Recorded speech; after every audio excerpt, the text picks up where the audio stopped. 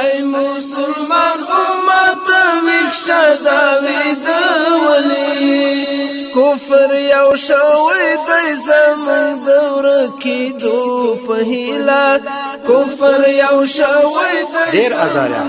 مشرکینو ته به یې کمک رسوي مالونه او پیسې به یې ورکولې رسول علیه الصلاة والسلام تنګ ازار ورسوي ښکنځل ورته وکړي لار ورته ونیسي کور یې محاصره کړي چاپه ورباندې ووهئ د خپلو انډیوالانو پیغور ورکړي لارې اقتصادي ورباندې بندې کوي سیاسي ورباندې بندې کوي پلانه رسول الله صلی الله علیه وسلم ډېر تنګ راغلی او ډېر په تکلیف سو یهود په ټوله کې په مجموع کې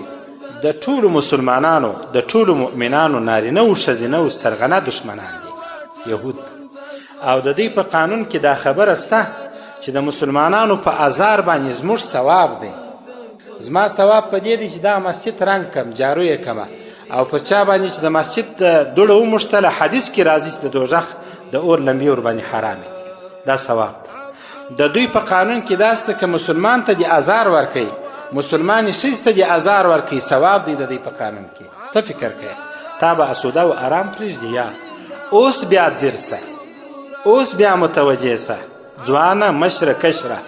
د هر منصب مسؤله اوس ښه متوجه سه چې په دې حال کې دې بیا هم نه پرېږدي د یهودي سازشو سره بیا هم متوجه اوسه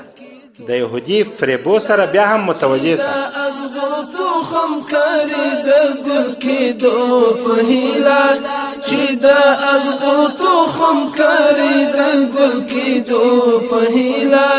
کینې دي نه هغه زمونږ د ګل دستو په هیله کینې دي نه هغه زمونږ د ګل دستو په هیله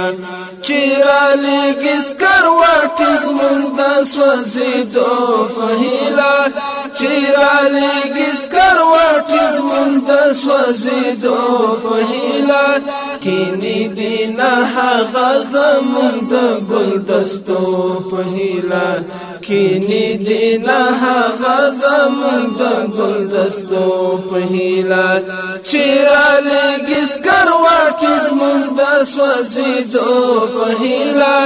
چې رالیږي سکروټې زمونږ د سوځېدو په هیله کینې دي نه هغه زمونږ د ګل دستو په هیله کینې دي نه هغه زمونږ د ګل دستو په هیله کینې دي نه هغه زمونږ